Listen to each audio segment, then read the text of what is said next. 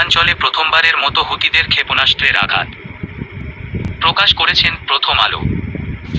ইয়েমেনের হুতি বিদ্রোহীদের ছোড়া ক্ষেপণাস্ত্র প্রথমবারের মতো ইসরায়েলের মধ্যাঞ্চলে পৌঁছাতে পেরেছে।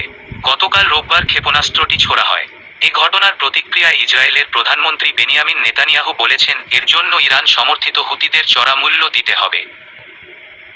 হুতি বিদ্রোহীদের সামরিক মুখপাত্র ইয়াহিয়া সারিয়া বলেন, তাদের ছোড়া যে ক্ষেপণাস্ত্রটি ইসরায়েলের মধ্যাঞ্চলে পৌঁছে সেটি নতুন একটি হাইপারসোনিক ব্যালিস্টিক ক্ষেপণাস্ত্র।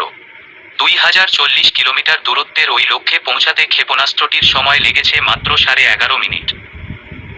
ইসরায়েলি সামরিক বাহিনীর এক কর্মকর্তা বলেন, আকাশ প্রতিরক্ষা ব্যবস্থা ব্যবহার করে আকাশেই ক্ষেপণাস্ত্রটি টুকরা টুকরা করে দেওয়া হয়েছে, তবে এটি পুরোপুরি ধ্বংস করা হয়নি। ক্ষেপণাস্ত্রটি লক্ষ্যে পৌঁছানোর কিছুক্ষণ আগে স্থানীয় সময় সকাল 6টা 35 দিকে তেল আবিব ও ইসরায়েলের মধ্যাঞ্চলে বিমান হামলাজনিত সতর্ক সংকেত বেজে ওঠে। সেখানকার বাসিন্দারা তখন দ্রুত নিরাপদ আশ্রয়ে চলে যান। বিকট শব্দ শোনা গিয়েছিল। ক্ষেপণাস্ত্রটির টুকরা টুকরা অংশগুলো জমি ও পাশের একটি রেল স্টেশন পড়েছে। এ ঘটনায় সরাসরি কোনো হতাহতের ঘটনা ঘটেনি, তবে তড়িঘড়ি করে নিরাপদ আশ্রয়ে যাওয়ার সময় 9 জন হালকা আঘাত পেয়েছেন। বার্তা সংস্থা রয়টার্সের সংবাদকর্মীরা ইসরায়েলের মধ্যাঞ্চলের একটি খোলা মাঠ থেকে ধোঁয়া উঠতে দেখেছেন।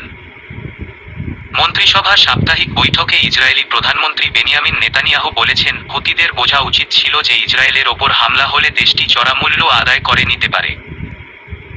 গত বছরের অক্টোবরে গাজায় যুদ্ধ শুরুর পর থেকে হুতি বিদ্রোহীরা ইসরায়েলকে লক্ষ্য করে বারবারই ড্রোন ও ক্ষেপণাস্ত্র ছুড়েছে। ফিলিস্তিনিদের সঙ্গে একাত্মতা প্রকাশ করে এসব হামলা চালানো হচ্ছে বলে দাবি সশস্ত্র গোষ্ঠীটির। গত জুলাই মাসে প্রথমবার তেল আবিবে ড্রোন হামলা চালায় হুতিরা। ওই হামলায় এক ব্যক্তি নিহত হন, আহত হন 4 জন।